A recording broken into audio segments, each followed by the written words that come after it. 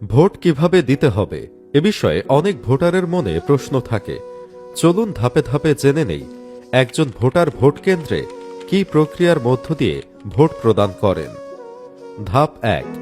Vote কেন্দ্রে প্রবেশের পূর্বে ভোটাররা ভোট কেন্দ্রের বাইরে স্থাপিত বুথ হতে ভোটার তথ্য সংবলিত ভোটার স্লিপ গ্রহণ করেন এবং নির্ধারিত লাইনে দাঁড়িয়ে সুশৃঙ্খলভাবে ভোট কেন্দ্রে প্রবেশ করেন।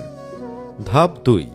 ভোট কক্ষে প্রবেশের পর প্রথম পোলিং অফিসার ভোটার স্লিপ গ্রহণ করেন এবং ভোটার তালিকায় ভোটারের নাম, বাবার নাম ও মায়ের নাম যাচাই করেন। যাচাই সম্পন্ন হলে ভোটার দ্বিতীয় পোলিং অফিসারের কাছে যান। এ সময় পোলিং এজেন্টরা তাদের ভোটার তালিকায় ভোটারদের চিহ্নিত করেন। ধাপ 3।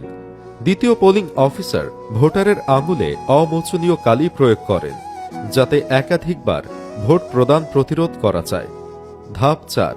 এরপর সহকারী প্রিসাইডিং অফিসার ভোটারের জন্য ব্যালটের মুড়িপত্রে ভোটার এলাকার নাম, ভোটার ক্রমিক নম্বর লিখে এবং মুড়িপত্রে অফিসিয়াল সিল এবং স্বাক্ষর প্রদান করে ব্যালটের উল্টা পাশে সিল ও অনুস্বাক্ষর দিয়ে ব্যালট পেপার ইস্যু করেন। ইস্যু করার পূর্বে ব্যালটটি লম্বালম্বিভাবে ভাঁজ করে ভোটার ব্যালট পেপার প্রদান করে। ধাপ 5। মনে রাখতে হবে আসন্ন ত্রয়োদশ জাতীয় সংসদ নির্বাচনে একজন ভোটার দুটি ব্যালট পাবেন, একটি জাতীয় সংসদ নির্বাচনের এবং একটি গণভোটের। ভোটারকে উভয় ব্যালটেই ভোট প্রদান করতে হবে। ধাপ 6। ব্যালট পেপার গ্রহণের পর ভোটার গোপন বুথে প্রবেশ করে ভোট প্রদান করেন।